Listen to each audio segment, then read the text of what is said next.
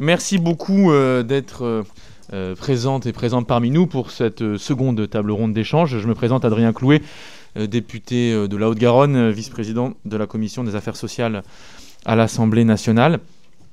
L'objet de nos échanges aujourd'hui, il a été largement cadré par la première table, c'est-à-dire on a un ensemble de connaissances et de savoirs stabilisés concernant le Covid long, c'est-à-dire le fait que ce virus aéroporté n'est pas que quelque chose qui frappe sur une courte durée avec virulence l'individu, mais aussi un virus qui peut occasionner une souffrance longue à certaines et certains qui ont pu être infectés. Dès lors, face à cette menace, il faut poser la question des politiques publiques qu'on adresse aux personnes concernées. Politiques publiques qui vont évidemment de la prévention à l'ensemble des soins qu'on peut leur accorder. Et cette réflexion qu'on voudra avoir dans la seconde table, elle concerne tous les niveaux de l'intervention publique et privée, à savoir bien sûr la population générale, qu'il s'agisse du registre, du niveau de la fiabilité des informations qui sont disponibles, des différents gestes qui sont appropriés, de l'accessibilité même d'un ensemble d'outils ou de dispositifs médicaux. Je pense par exemple aux PCR qui sont maintenant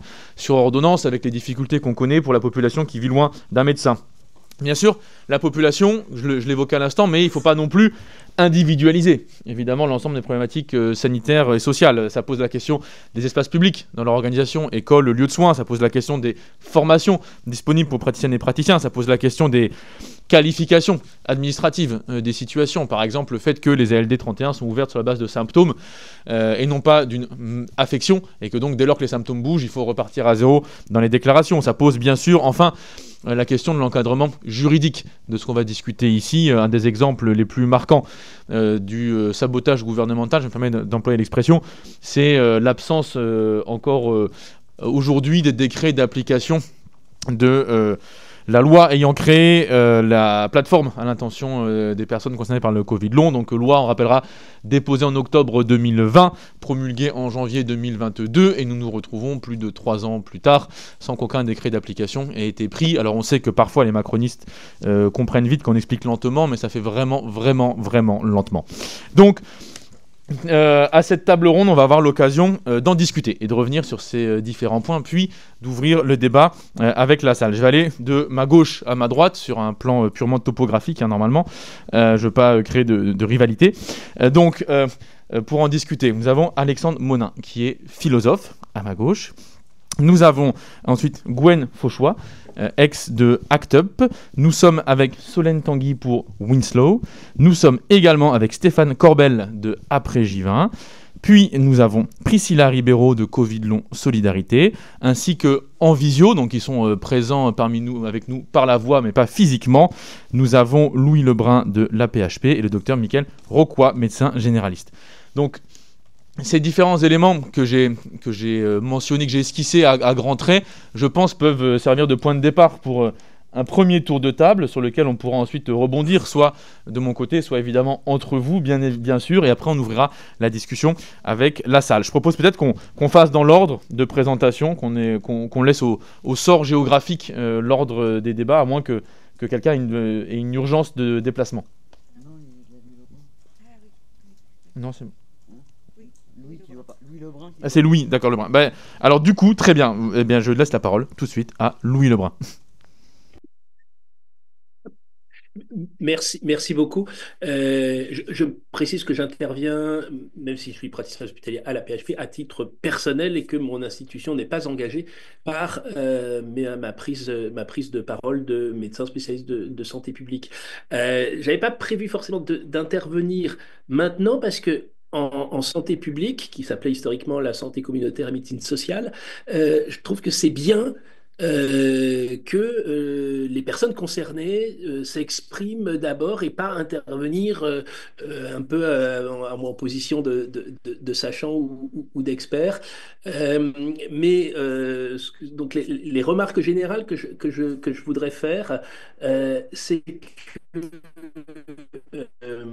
ben, Le Covid est aussi un révélateur du fait qu'en France, on n'a pas de politique de prévention d'une façon générale, et le Covid en particulier. Et une fois qu'on a dit ça, on a presque tout dit parce que tout reste à faire, mais tout reste à faire aussi en s'appuyant sur ce que disent les patients, mais avec aussi des fondements de données probantes qu'on a, mais qu'on néglige, notamment sur le fait que le virus du Covid est aéroporté. Et que plus on est de personnes dans un lieu confiné, bah, plus un risque existe puisqu'il y a des transmissions asymptomatiques, que ce n'est pas une grippette, qu'il y a, et on est bien tous là pour le savoir, et je crois que c'est assez partagé, mais que effectivement, il faut changer un certain nombre d'habitudes, et notamment des pratiques de soins aussi pour prévenir la transmission et la contamination, notamment dans les lieux de soins, l'aération des salles d'attente, la ventilation, le masque, si ces critères ne sont pas possibles, et même de façon préventive et généralisée dans les lieux de soins, serait, à mon avis, quelque chose de très pertinent compte tenu de ce que l'on sait de la transmission. La vaccination, évidemment, il en sera question, et les acteurs, je sais, les associations sont le savent, le prônent, mais bien se rendre compte de l'importance de la vaccination qui n'est pas galvaudée, qui n'est pas à galvauder, et malgré effectivement quelques rares effets secondaires, elle a largement prouvé son efficacité. Et je veux dire qu'on est bien là aussi, quand on regarde les choses sur une question de santé publique, dans la balance à avoir entre ce qu'il est de la responsabilité personnelle, des comportements personnels, même éventuellement des libertés personnelles, mais aussi de ce qui est des mesures à prendre collectivement pour une sécurité de l'ensemble de la population, et la possibilité de participer à la vie de la nation, de la société, pour tous, et non pas trop facilement exclure ceux qu'on pense qui sont à risque, mais justement, il appartient à la société de combattre son validisme, et de mettre en place, d'évoluer vers des organisations simples en réalité à mettre en place, pour permettre à toutes et à tous de participer à la vie de la société et d'aller dans les lieux de soins pour les personnes les plus vulnérables qui en ont besoin et qui les fuient, effectivement, ça a été dit, lorsque les conditions de sécurité ne sont pas remplies, alors qu'on pourrait, au prix de quelques modifications des habitudes qui seraient assez faciles sans doute. Vous en êtes quelque part la preuve aujourd'hui, parce que je vois à l'écran des personnes masquées, et c'est très bien, et ça n'empêche pas de parler lorsque la technique suit.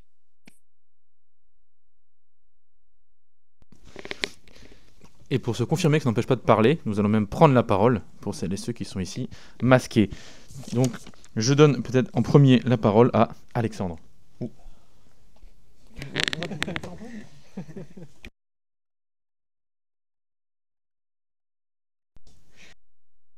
Je précise à distance. Non, ce n'est pas Alexandre qui va prendre la parole en premier, c'est Gwen Fauchois.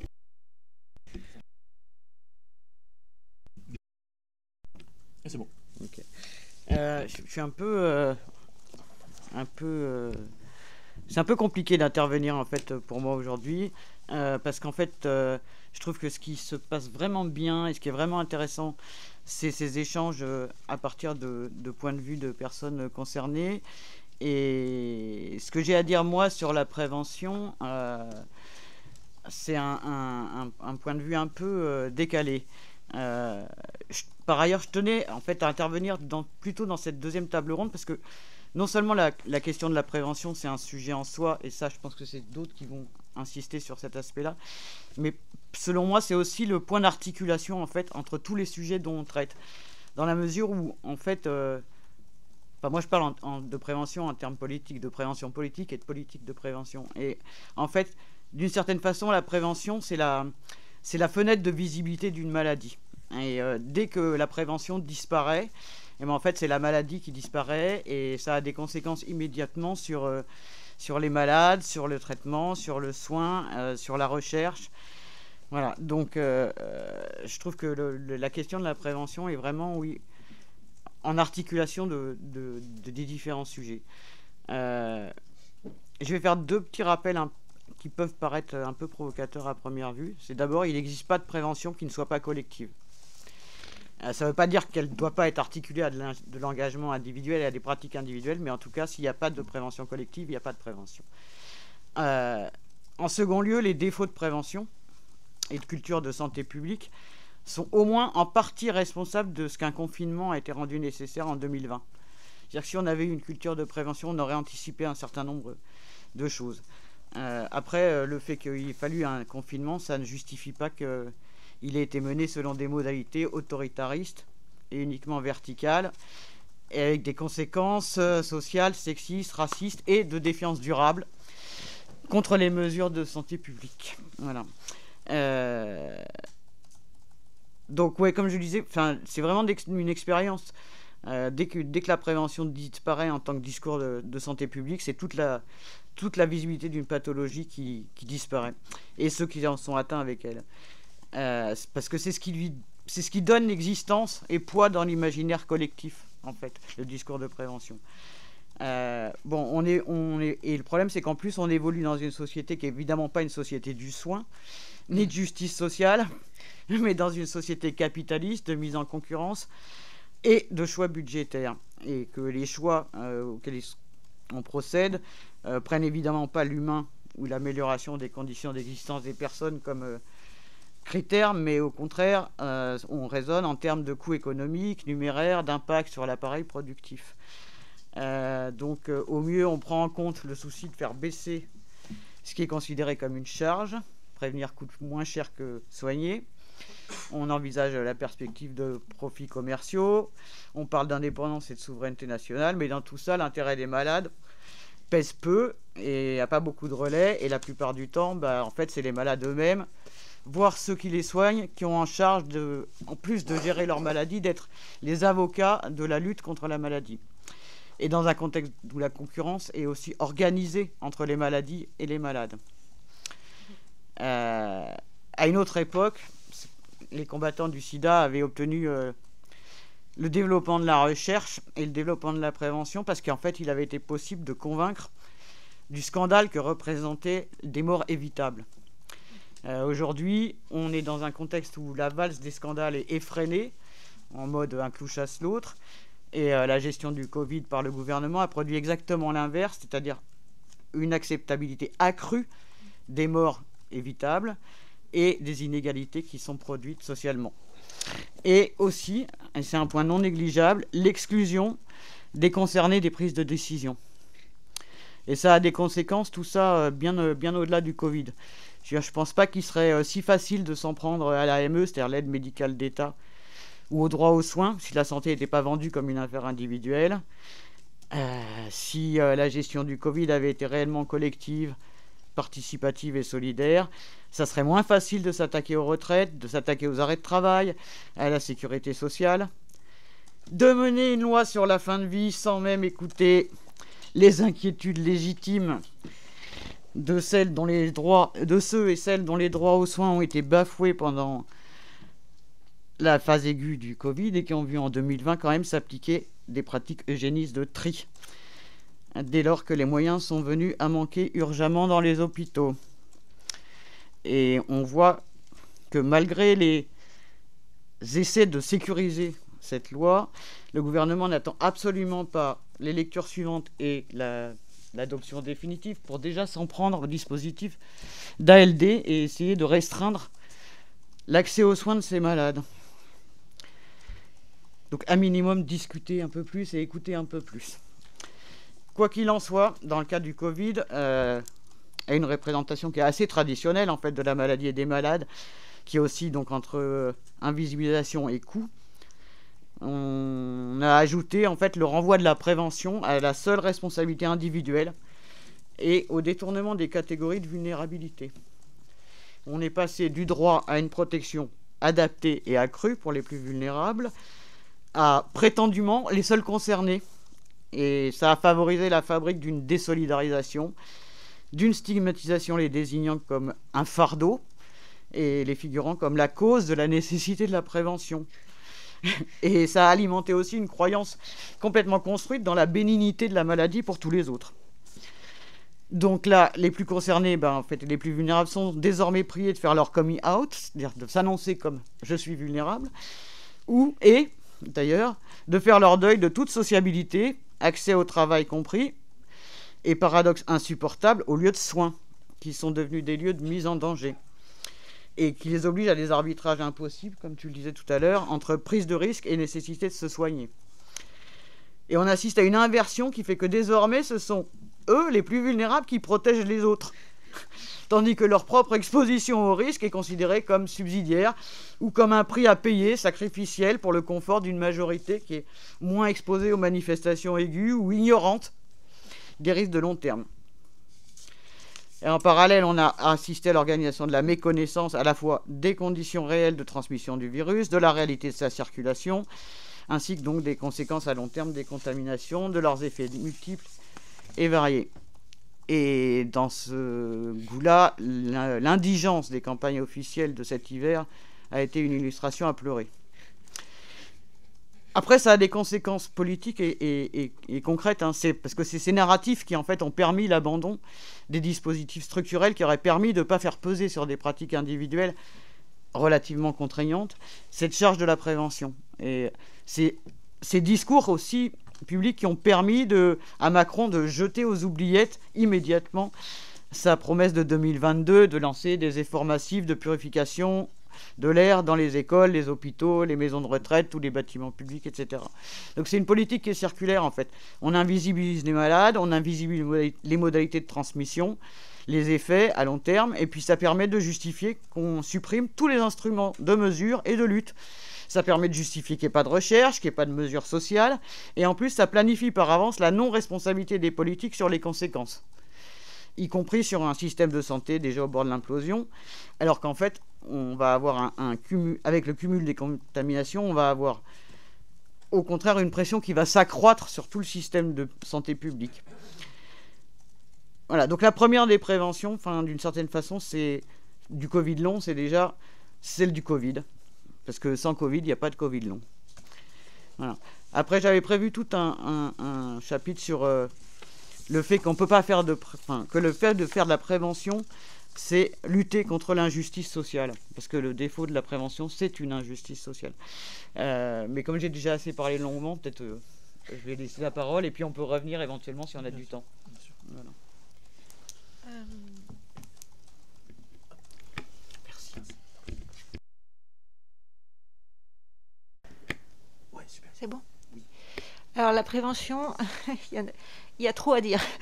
Rien n'a été bien fait du début à la fin. Des fausses informations, de l'absence de masque du début jusqu'aux fausses informations en 2025 avec une campagne de l'hiver qui était catastrophique. On a une charge de la prévention qui repose sur les plus fragiles quand ils savent. Quand ils savent que ça existe encore, quand ils savent que ça les met en danger. On a un problème de non-respect de la science par les autorités sanitaires. On a des recommandations contact gouttelette dans les hôpitaux alors que le virus est aéroporté. Et il y a zéro responsabilité, c'est-à-dire que les sociétés savantes, c'est des associations qui font des recommandations. Ah oui, mais c'est juste des recommandations, vous n'êtes pas obligé de les suivre dans les hôpitaux. Et ensuite, le ministère va dire ah oui, mais nous on suit les recommandations des sociétés savantes. Et ça se renvoie la balle comme ça. Et voilà. Dans les hôpitaux, ça devrait être le FFP2. Il n'y a aucune raison valable pour que ce soit autrement. Je veux dire, si vous arrivez aux urgences, que vous avez un cancer par exemple, vous avez le droit d'aller aux urgences. Et si vous, je ne sais pas, si vous pouvez pas vous mettre le masque des autres est censé vous protéger. Voilà. Et vous pouvez, je sais pas, moi, il y a des gens qui peuvent vomir, voilà, et ne pas pouvoir mettre le masque et rester attendre dans une pièce avec 20 personnes pendant des heures et des heures. Et c'est juste aberrant de voir la mise en danger sans aucune remise en question actuelle. Je commence par l'hôpital parce que ça me semble l'urgence absolue en fait. Le nombre, les infections nosocomiales, alors ça c'est chez des personnes hospitalisées, ça multiplie par 3 à 4 la durée de l'hospitalisation. Quand on sait le prix d'une nuit d'hospitalisation, c'est juste complètement aberrant qu'il n'y ait aucune protection en place. Quand on demande une protection, on se fait engueuler. Clairement, on se fait engueuler, on se fait mal voir. On a des gens qui ont eu marqué nosophobe dans leur dossier, on a des gens qui se sont fait limite agresser. Donc, on est vraiment sur un sujet qui est très, très touchy et qui ne devrait pas l'être. Donc, on part de loin. On part de très loin sur les lieux de soins. Il y a les UVC, il y a les FFP2, il y a la qualité de l'air qui est urgente aussi dans les lieux de soins, bien sûr. L'école est une autre urgence absolue pour 2 raisons. Parce que les enfants peuvent avoir le Covid long pédiatrique et que c'est des drames. Pour 3 raisons. Ils peuvent ne pas avoir un Covid long pédiatrique très facilement détectable, mais au bout de 5 contaminations, avoir je ne sais quel dommages organiques qui vont impacter leur espérance de vie, éventuellement. C'est aussi du Covid long pédiatrique, en fait, mais bon, voilà. La 3e raison, c'est que c'est le moteur de l'épidémie, et on le voit à chaque fois. Voilà, ça repart en septembre, il y a un pic en fin septembre, etc. Et c'est rythmé, ça baisse au moment des vacances scolaires. Et voilà. Dans une salle de classe de mon fils, une salle de sport de mon fils, on a mesuré 2860 ppm exactement. La limite légale est censée être de 800 ppm. Voilà. Donc, mais c'est une limite qui est juste recommandée. C'est-à-dire qu'il n'y a aucune action de mise en place si on dépasse la limite. On demande juste de mesurer une fois là. Pour l'instant, on en est là. On a besoin de quelque chose. On est l'un des seuls pays riches, entre guillemets, au monde qui n'a pas mis en place un plan R dans les écoles. Donc, on a besoin de tout. On a besoin de dépistage Covid gratuit, comme c'était avant pour les PCR, mais on a aussi besoin de dépistage plus rapide, avec des résultats plus rapides pour pouvoir prendre le Paxlovid pour ceux qui souhaitent le prendre ou qui en ont besoin. Le Paxlovid, il baisse le risque d'avoir notamment des complications cardiovasculaires de Covid long de 20 et 25%, pas tant que ça, mais ça fait partie d'un des outils de réduction des risques. Et puis, il y a les personnes immunodéprimées. Donc, en plus, il y aura d'autres molécules. L'ensitrelvir, on en a parlé. Ils commencent à faire c'est post-exposition, je crois, une molécule post-exposition qui empêche de développer la maladie. Eh bien, si on n'a pas de test PCR dans les 5 jours ou dans les, je ne sais pas quel délai ce sera, pour pouvoir attester d'une infection, eh bien, c'est sûr, on n'y aura pas accès. Donc, on a vraiment un chantier énorme, que ce soit sur la sécurisation. Pour moi, c'est lieu de soins, école en premier lieu, mais en fait, il y aurait les transports aussi à discuter. Tous les endroits clos où vraiment on est mixé, serré, etc. Bien, le FFP2 individuel, seul, unilatéral, il ne suffit pas. La plupart des gens de notre association qui ont réussi pendant longtemps à ne pas être réinfectés grâce à leur FFP2, au moment où tous les masques ont été abandonnés, c'est dans ces lieux-là qu'ils ont été contaminés, malgré le FFP2. Unilatéral, alors ça marche très bien, le FFP2, mais dans certains endroits, ou alors chez le dentiste, ou des endroits où on est vraiment obligé de l'enlever. Et donc voilà, c'est pas raisonnable, quoi. Il faut vraiment qu'on réussisse à avoir quelque chose là-dessus. Voilà. Désolée, du coup j'ai fait un listing.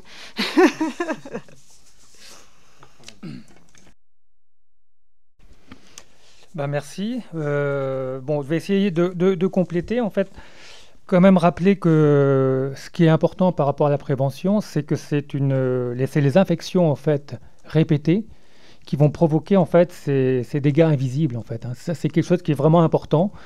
Parce que certains sont surpris que j'ai rien eu la première fois, mais en fait, c'est l'exposition en fait répétée. Et puis à un moment donné, vous atteignez un seuil qui fait que vous développez en fait c'est une variété de symptômes Covid long. Donc, et puis comme ça a déjà été dit, c'est pas une grippette. Des personnes jeunes, en pleine forme, vaccinées, peuvent être touchées en fait. Moi personnellement, j'étais ultra sportif avant mon infection en fait. Je faisais la diagonale des fous. Pour ceux qui connaissent, et maintenant tout ça c'est fini en fait. Donc 2019, l'année d'avant. Donc et ce qui est important et ce qui ressort aussi ces derniers temps, c'est que non seulement en fait le Covid long c'est une chose, mais il faut s'attendre aussi à une augmentation de la charge de morbidité en fait dans les années à venir en fait. Et avec des grosses complications neurologiques et cardiaques en fait chez un grand nombre de patients. Donc ça c'est quelque chose aussi qui va jouer, et donc le rôle de la prévention en fait là-dedans est essentiel en fait. Le constat aujourd'hui en fait il y a en France en fait un sous-investissement dans tout ce qui est la prévention, de la communication aussi, donc l'absence de politique sur l'air intérieur. Il faut savoir que ce genre de politique de l'air intérieur en fait va non seulement n'est pas qu'au bénéfice des patients Covid long, mais sera aussi au bénéfice de tous les citoyens en fait. Donc le masque en fait, ça c'est évident que je vais pas perdre du temps là-dessus, mais c'est parce que ça a été souligné par tous les acteurs autour de cette table. Mais il faut un monitoring de la qualité de l'air dans l'intérieur, dans les lieux publics et évidemment dans les écoles, parce que c'est terrible en fait de voir ces jeunes en fait abandonnés. J'ai une petite voisine en fait 19 ans qui a dû arrêter ses études. Aujourd'hui elle en a 23. Et elle est handicapée.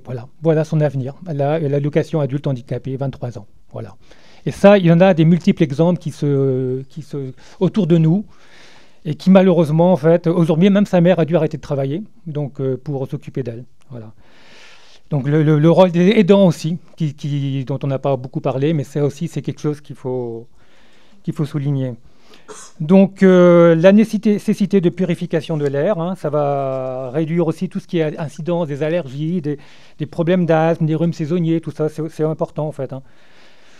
Donc il faut absolument en fait qu'on ait des normes de qualité de l'air dans les lieux publics, les écoles, les campagnes de prévention, on insiste, on a pris l'exemple du sida, mais les messages, il faut sans cesse revenir pour que les habitudes de protection existent, que ce soit sur les jeunes, mais même les moins jeunes en fait.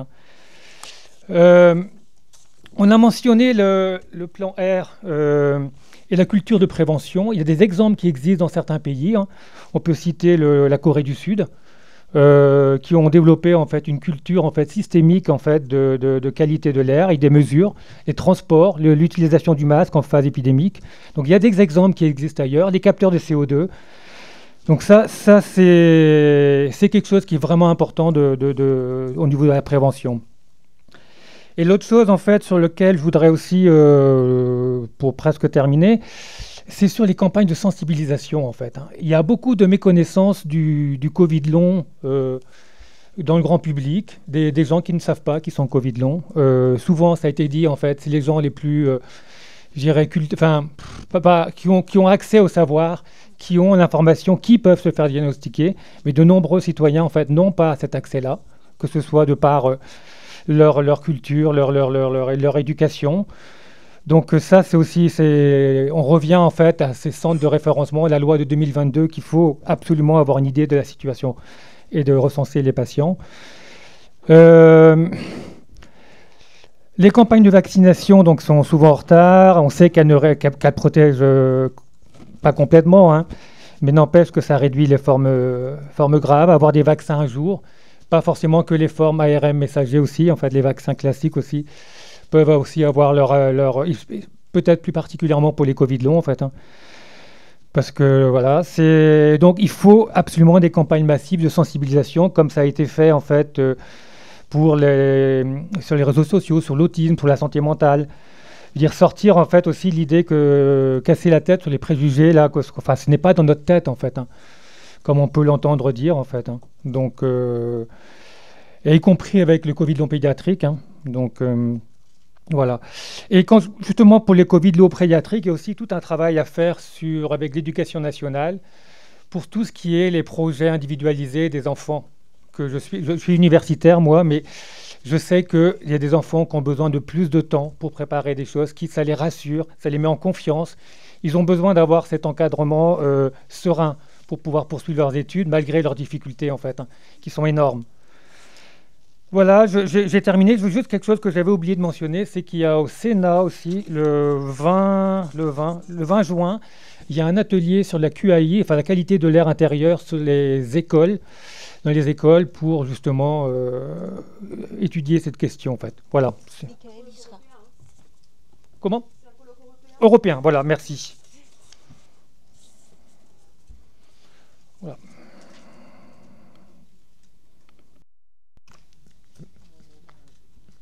Merci beaucoup. On passe du coup la parole à Priscilla Ribeiro.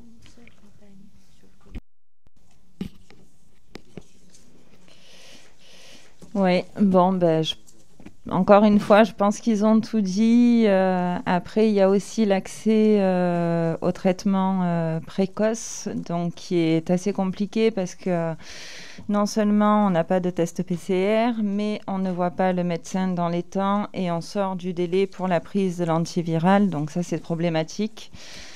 Au niveau de la qualité de l'air dans les écoles, donc je les rejoins aussi tout à fait parce que les salles de classe ont été équipées pourtant de capteurs de CO2, mais les maîtresses les éteignent parce que ça bip une fois que ça dépasse. Toutes les salles de classe ne sont pas équipées d'aération, donc là je pense qu'il faudrait une politique en fait d'obligation.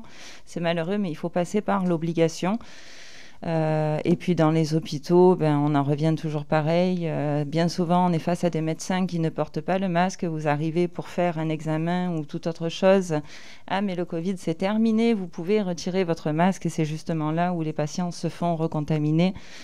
Et puis voilà, après, je n'ai pas grand-chose à ajouter parce que tout a été dit par vous trois. Donc... Non, c'est vrai qu'on n'a jamais eu de campagne Covid qui parle Covid long. Pourtant, c'est vrai qu'on l'a réclamé. On écrit suffisamment souvent au ministère, à tous les députés, aux sénateurs. Et c'est vrai que c'est pas fait, quoi. Ce serait pourtant rapide de passer par des flash infos en interne, mais ils le font pas, quoi. Ils le font pas. Donc, il faudrait que ce soit obligatoire, tout ça.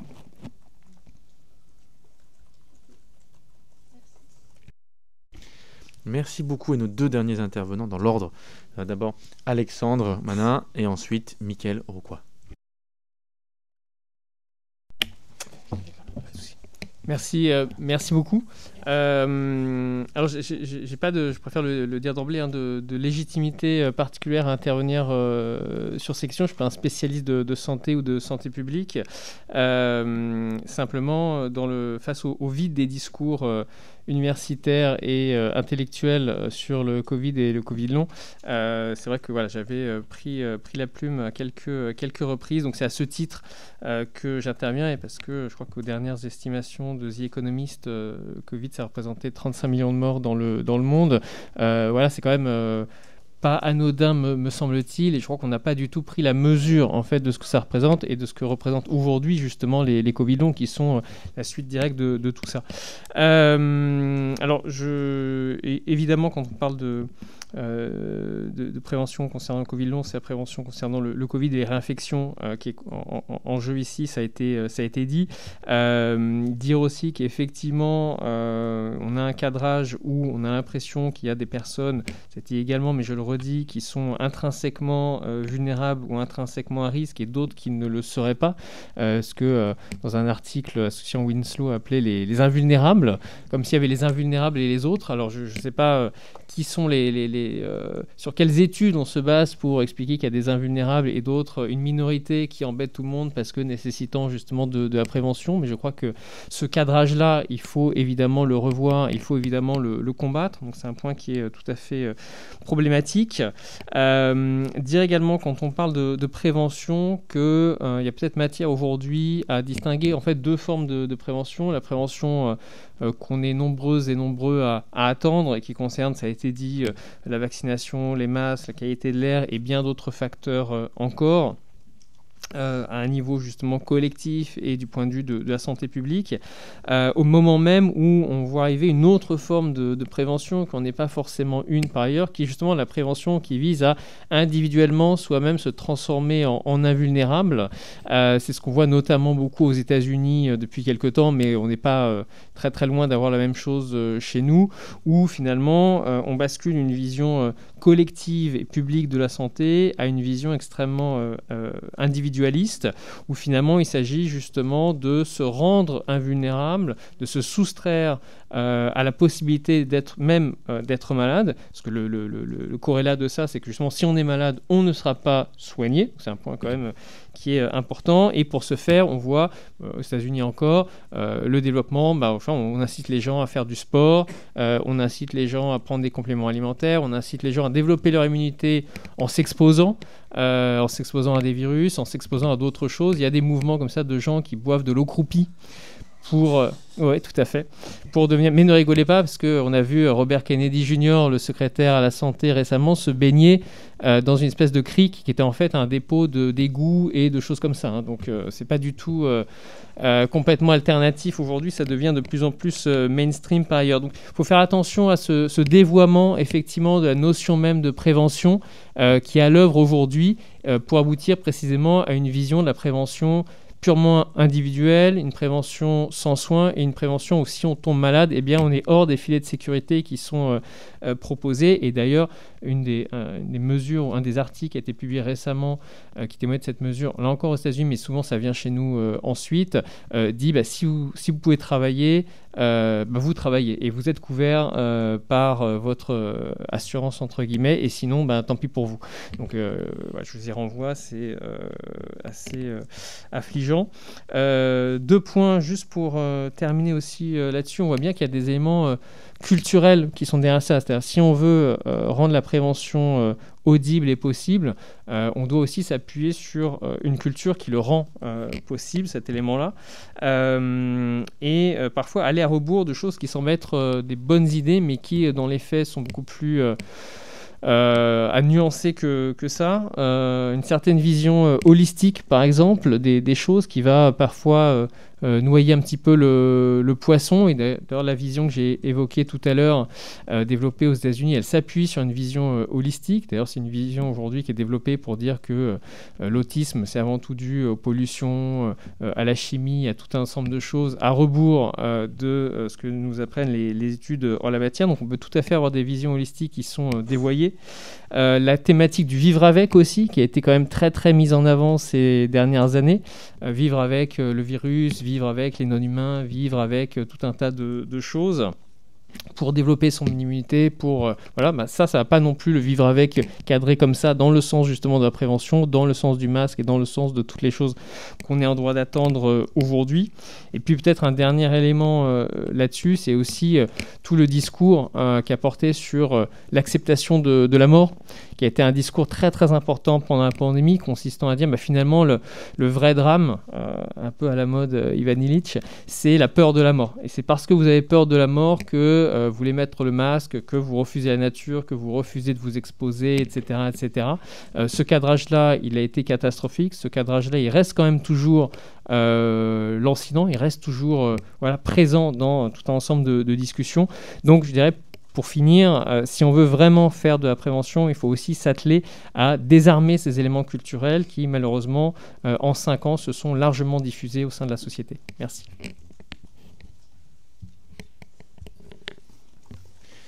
Merci beaucoup, et je donne la parole à distance au docteur Mickaël Rocquois. Merci, monsieur le député. Merci à tous pour l'invitation également. Vous m'entendez bien, oui. Alors, juste pour parler de prévention très brièvement, sans faire un cours, mais c'est un cours que je faisais très régulièrement en médecine générale. Donc voilà. Il y a 4 types de prévention, en fait, qui va dépendre du fait d'avoir une maladie détectable ou pas. on va mettre ça en colonne par exemple, et puis le fait d'être asymptomatique ou symptomatique. Et après, on a un tableau croisé, deux entrées de deux colonnes de lignes. Et donc, si on est asymptomatique et qu'il n'y a pas de maladie d'Eslab, eh ben, on ne veut pas attraper la maladie, et c'est là où on va essayer de faire de la prévention primaire, c'est-à-dire ne pas tomber malade, et puis faire de la prévention contre les infections respiratoires, dont on vient de parler, hein, mécanique par le masque, limiter les brassages, les vaccins, ça fonctionne également là-dessus, etc. Si, à l'inverse, il y a une maladie qui est détectable, mais que le patient reste asymptomatique, on va faire ce qu'on appelle de la prévention secondaire, c'est-à-dire du dépistage. C'est ce qu'on va faire pour les frottis, pour le cancer du col de l'utérus, la mammographie pour le cancer du sein, etc. Euh, Là, on n'a pas de dépistage qui existe pour le Covid long. C'est pas à l'ordre du jour parce que, en gros, pour faire simple, il y a une dizaine de critères qui incitent à proposer des dépistages de masse, comme pour le frottis, pour le dépistage du cancer colorectal, etc. Mais ces critères sont quand même très spécifiques. Par exemple, il faut un diagnostic possible à un stade précoce. Il faut qu'il existe un test performant pour le dépistage, ce qui n'est pas le cas pour le Covid long. Il faut qu'il y ait un traitement efficace de la maladie dépistée, ce qui n'est pas le cas pour le Covid long, etc. Donc, il n'y a pas aujourd'hui de prévention secondaire pour le Covid et c'est normal parce qu'on ne peut pas dépister le Covid long en tout cas. Mais il y a tout un intérêt en recherche pour avoir des tests performants pour pouvoir dépister, pour pouvoir à terme envisager d'avoir éventuellement du dépistage de Covid long chez les personnes qui ont eu des infections. Et puis après, on a ce qu'on appelle de la prévention tertiaire pour les patients qui ont une maladie détectable et qui sont symptomatiques. Alors, c'est ce qu'on va faire, par exemple, quelqu'un qui a fait un infarctus, on va lui mettre un traitement avec du cardégique ou autre pour éviter qu'il récidive ou qu'il ait d'autres maladies. Là, dans le Covid long, on n'a pas vraiment de traitement spécifique, mais là-dessus, l'idée de la prévention tertiaire dans le Covid long, ça va être le parcours de soins Covid long, c'est la participation à la recherche Covid long. Et enfin, comme on est sur un tableau à quatre cases, il faut remplir la quatrième case. Et la quatrième case est un peu particulière, c'est lorsqu'il n'y a pas de maladie détectable, mais que le patient est symptomatique. Et là, l'idée, c'est d'éviter la surmédicalisation, la iatrogénie, mais de toute façon, ici, il faut prendre en charge les patients. Il y a des symptômes, il faut pouvoir les traiter, même si on ne connaît pas encore tout, en fait. Il faut être capable de faire cette prise en charge. Donc voilà, c'était juste pour parler brièvement de la prévention et dire que finalement la prévention ça regroupe tout quoi. C'est la prévention primaire, ne pas tomber malade, c'est aussi parler des biomarqueurs éventuellement qui pourraient avoir lieu, parler des parcours de soins qui sont à développer, la recherche qui est à développer. C'est pour ça que la prévention est au cœur de cette matinée, en étant la deuxième table ronde et puis au cœur de la prise en charge pour le Covid long. Et alors la prévention primaire c'est principalement ce que tout le monde a développé et c'est aussi le point le plus important à mon sens. Euh, c'est aujourd'hui d'améliorer la qualité de l'air, c'est la première action à faire parce que c'est quelque chose de passif. Enfin, une fois que c'est mis en place, c'est passif. Il y a pas à aller mettre un masque, l'air est amélioré partout. Et l'avantage, c'est que personne en France n'y est opposé. Il y a des mouvements anti-masques, il y a des mouvements anti-vax, mais on n'a pas encore, ça va arriver, de mouvements anti-qualité de l'air intérieur. Et j'ai entendu tout à l'heure qu'il fallait privilégier les écoles, je suis tout à fait d'accord avec ça parce que les écoles, c'est un grand moteur. Et la qualité de l'air intérieur, ça permet d'améliorer la concentration. Si vous êtes dans un ascenseur pendant des heures et des heures bloqué, vous allez commencer à avoir mal à la tête. Si vous êtes dans une cave, je crois que vous êtes dans une cave là d'ailleurs, vous êtes en sous-sol, je crois. Si les niveaux de CO2 sont assez élevés, il est probable que vous ayez des maux de tête en fin de matinée et que vous disiez ah oui, c'est le niveau de CO2 qui est élevé. Si on aère bien régulièrement, on n'a pas ces maux de tête. Et c'est ce qu'on avait à l'école, hein, si vous vous souvenez tous, vous êtes à l'école en fin de matinée avec des niveaux de CO2 qui devaient être à 2500. On avait tous un peu mal à la tête, c'est ça, c'est un problème de mauvaise qualité de l'air intérieur. Ça améliore les performances scolaires également, ça diminue toutes les infections respiratoires. L'amélioration de la qualité de l'air diminue toutes les infections respiratoires, Covid, grippe, mais aussi coqueluche, varicelle, VRS, rhinovirus, tous ces virus dont on entend parler à l'intervalle régulier. Pour le VRS, pour la varicelle, pour la coqueluche, on en entend parler, mais en fait, si on améliore la qualité de l'air intérieur, on améliore tout ça. Et évidemment, ça a un effet sur toute la société, puisque les enfants brassent, voient les grands-parents, etc. Ça diminue les consultations, ça diminue les hospitalisations, les syndromes post-viraux, ça diminue les décès, puisqu'il reste encore une surmortalité liée aux infections respiratoires. Alors, certains vont dire oui, c'est lié au papillomavirus. Le truc, c'est qu'on a eu aussi une surmortalité entre 2021 et 2023 liée au Covid, et on devrait avoir ce qu'on appelle un effet moisson, c'est-à-dire que les gens qui sont décédés redécèdent pas normalement. Sauf Jésus, mais ça arrive qu'une fois. C'est un case report douteux. Et en fait, on reste quand même dans un problème de surmortalité aujourd'hui. liées au Covid. La principale surmortalité était en 2021, notamment janvier 2021, lorsque Emmanuel Macron a fait son fameux pari de dire on va tout libérer et c'est grâce à la vaccination qui commence qu'on va permettre de limiter. En réalité, il y a eu des dizaines de milliers de morts et c'est un vrai problème, quoi. Sur une décision politique. Vraiment, une décision politique peut avoir beaucoup de morts et je pense que c'est probablement l'une des décisions politiques françaises ayant eu le plus de conséquences létales des dernières décennies, hein, clairement. Même si c'est pas spécialement mis en avant, c'est problématique, quoi. Qu'une telle décision par une seule personne en France puisse tuer autant de gens, en toute impunité. Et les masques, alors les masques, c'est en fait le plus efficace, effectivement, c'est plus efficace qu'améliorer la qualité de l'air, mais le problème c'est que les masques, c'est quelque chose d'un peu actif, et il faut essayer de les avoir dans les lieux de soins. Alors je vais profiter d'être en visio pour faire un petit tour, hop. Je suis dans mon cabinet là actuellement, et donc juste montrer que effectivement en cabinet on peut avoir des masques à disposition. Alors, la qualité est toute pourrie. Bon, bah il y a des masques ici. Attendez, on va faire comme ça. Voilà. Ah bah non, on voit toujours pas. C'est magique, c'est la magie de. Ah oui, c'est le flou du truc, c'est le flou du zoom. Ouais, c'est l'arrière-plan zoom. Bon, peu importe. Mais en tout cas, on peut avoir ça. Alors vous allez voir en flou mon capteur de CO2. Si vous voulez, je peux également vous montrer en flou qu'on peut avoir un affichage où est-ce qu'on incite les gens à porter un masque. Voilà, enfin voilà, il y a un affichage ici où j'incite les gens à porter un masque. Et donc les gens arrivent, mettent leur masque, on a un capteur de CO2 qui leur donne des indications sur la qualité de l'air intérieur, et il y a une VMC là-bas en haut, voilà. Bon, tout ça est très flou, vous le voyez bien. Mais malgré ce flou, ça n'a pas coûté si cher, puisque c'est pas, l'investissement, il y en a pour, avec la VMC incluse, il y en a pour 2000 euros. Enfin, c'est ridicule à l'échelle d'un cabinet de médecine générale, c'est ça que je veux dire, quoi. Et voilà, enfin, c'est important à mettre en place. C'est important à mettre en place dans tous les lieux de soins et avoir à disposition des masques, notamment dans les transports ou autres. C'est important, mais ça nécessite pour ça une bonne information, éducation, je vais dire, mais c'est pas forcément un bon terme, de la population. Euh, et, euh, et ça nécessite aussi encore une fois, d'avoir d'autres. Enfin, voilà, c'est important d'avoir cette limitation des infections. Une fois que les gens ne sont pas infectés, ben, c'est bien. Mais même s'ils sont infectés, il y a d'autres choses qui posent problème. C'est que tout à l'heure, on disait, il y a des médecins, des patients qui refusent d'aller dans les cabinets médicaux lorsqu'ils sont infectés. Mais on a parfois des choses qui sont stupides, qui sont par exemple les arrêts de travail courts ou les arrêts de travail pour enfants malades, qui impliquent que de toute façon il faut consulter et que les cabinets médicaux en fait sont des lieux où se croisent des gens qui sont contaminés parce qu'on les oblige à venir ici pour récupérer un certificat alors qu'ils savent très bien se prendre en charge pour des gastro ou pour des problèmes comme ça. Alors j'en profite pour remercier ici publiquement le député Adrien Clouet qui a proposé un texte de loi, une proposition de loi récemment pour limiter justement ces certificats absurdes et qui, je l'espère, pourra avoir un large soutien auprès de l'Assemblée nationale pour améliorer ça. Parce que enfin, tout ça, ça touche aussi vraiment à l'accès aux soins. Je suis désolé, c'est un peu fouillis peut-être ce que je raconte, mais si on fait de la prévention primaire et qu'on limite toutes les infections respiratoires, évidemment on limite le Covid long, mais on limite aussi le reste et on améliore l'accès aux soins. Je disais tout à l'heure, lorsque je suis intervenu, que les problèmes d'état fébrile, rhinite, rhinopharyngite, bronchite, toutes les viroses comme ça, c'est 13% de nos consultations à peu près, des motifs de consultation.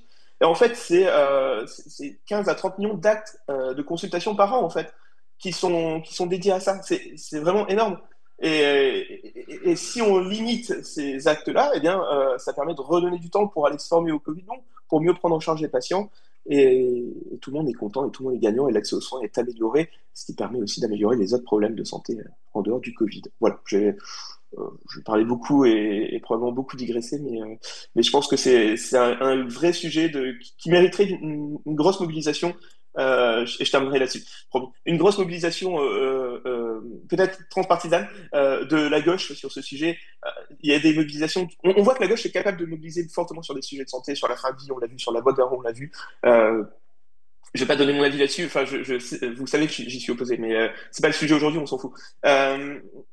Mais en tout cas, je pense qu'il y a vraiment intérêt à ce qu'il y ait une mobilisation de la gauche sur ces sujets dont on parle là et qui, encore une fois, eux ne vont rencontrer aucune résistance, quoi. Si une grosse mobilisation sur une meilleure qualité de l'air intérieur et une incitation à ce que le gouvernement fasse des choses en ce sens, et bien, ce sera positif. Et même sur le port du masque raisonné, alors, j'entends bien que ça peut être vu comme impopulaire, mais je pense que c'est important qu'il y ait un port de masque partout en lieu de soins, et à minima sur des critères épidémiologiques ailleurs, sur les transports en commun l'hiver, là où tout le monde tousse, etc. C'est pas raisonnable qu'il n'y ait pas de masque, et on peut pas accepter ce qui est fait actuellement, de dire oui, le gouvernement le recommande, mais en fait, bon, il y a un PDF sur le site qui le dit, mais bon. Voilà, merci pour votre attention. Désolé pour les digressions. Merci beaucoup. Alors, en attendant de mobiliser toute la gauche, on va déjà mobiliser toute la salle comme point de départ pour avoir l'ouverture de ce moment d'échange, d'interrogation, d'interpellation, qui va être très très court. Si jamais vous dépassez, après c'est sur moi que Nadège se venge, donc je vous prie s'il vous plaît de faire les efforts maximum.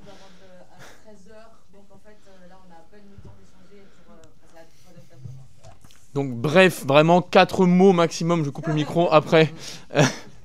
Non, je vous en prie, est-ce qu'il y a une intervention ?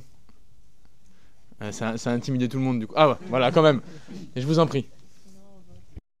Constat sur, on a ici des capteurs de CO2 qui donnent la quantité de CO2 dans l'air qui est dans la pièce, qui sont un bon indicateur du pourcentage d'air déjà respiré par quelqu'un dans l'air qu'on partage.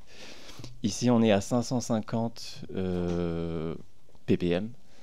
C'est, je pense, meilleur que dans une pièce aussi remplie. Je pense que c'est meilleur que dans tous les lieux de travail, tous les lieux de soins que peuvent visiter toutes les personnes qui sont ici.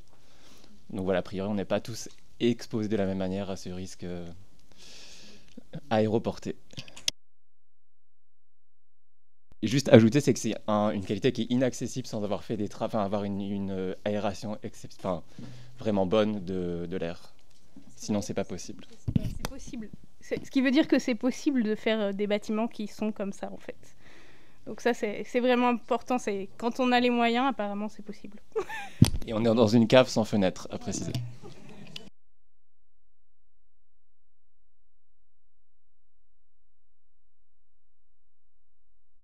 Est-ce qu'il y a une autre question ?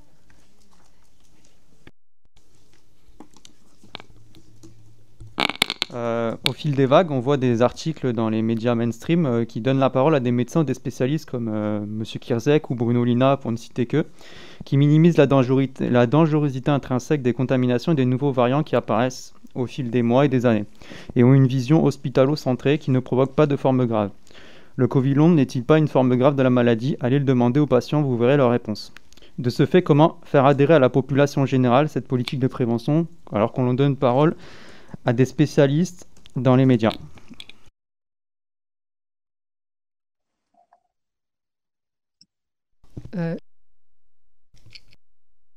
Je voudrais juste revenir sur la dernière intervention, je n'ai pas vu qui a parlé.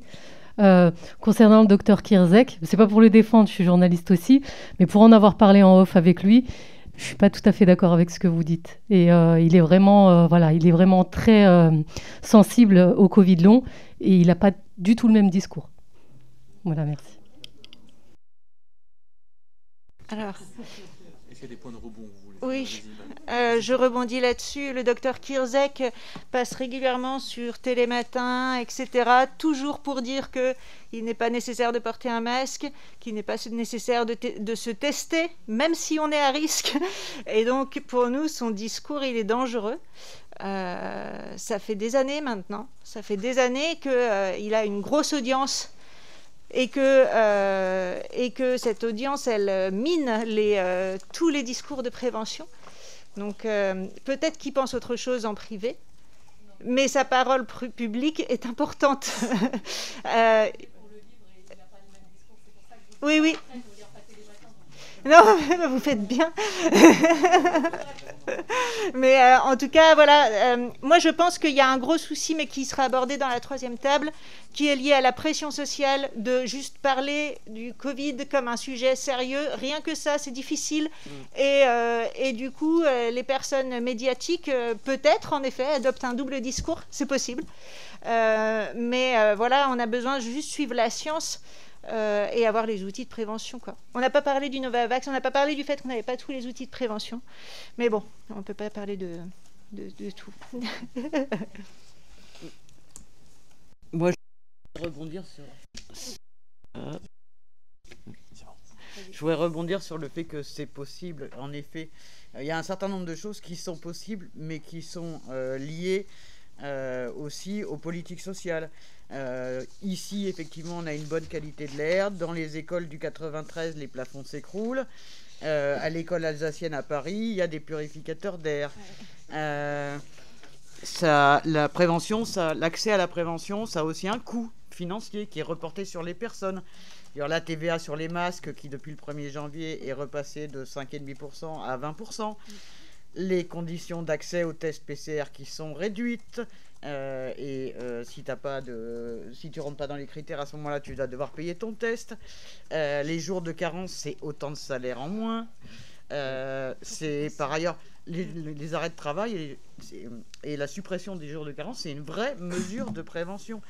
De façon globale, mais en termes de Covid, c'est doublement un outil de prévention parce que un arrêt de travail, ça permet de casser les chaînes de contamination quand même, et puis par ailleurs, on sait que le repos diminue le risque de Covid long. Voilà, donc c'est ça auquel je faisais allusion aussi tout à l'heure en parlant d'injustice sociale. Moi, je vis dans un quartier populaire. Je voudrais partager une expérience et une colère personnelle face à cette injustice, en fait. Je croise régulièrement des daronnes qui se rendent au travail ou qui en reviennent ou qui simplement font leurs activités quotidiennes avec un masque chirurgical baissé autour du cou. Et moi, à chaque fois, ça me fout en rage parce que ce que je me dis, c'est que ces femmes, justement, elles ont conscience du danger. Elles ont conscience qu'il y a un danger, et sauf qu'on leur a pas donné la formation nécessaire pour qu'elles puissent se protéger correctement. Voilà. Donc ça me fout en rage, voilà. Et la façon dont on a accès à l'information, c'est pas juste une question de culture ou d'éducation ou c'est aussi des politiques sociales qui déterminent qui a accès ou pas à l'information. Donc, je sais que lutter contre le Covid, ça ne sera pas facile pour la gauche, parce qu'effectivement, on a bien matraqué les classes populaires. Il n'empêche que la prévention, ce n'est pas juste un enjeu de santé, c'est aussi un enjeu de justice sociale, et c'est un enjeu de protection des classes populaires avant tout. Parce que les classes aisées, elles se défendront très bien.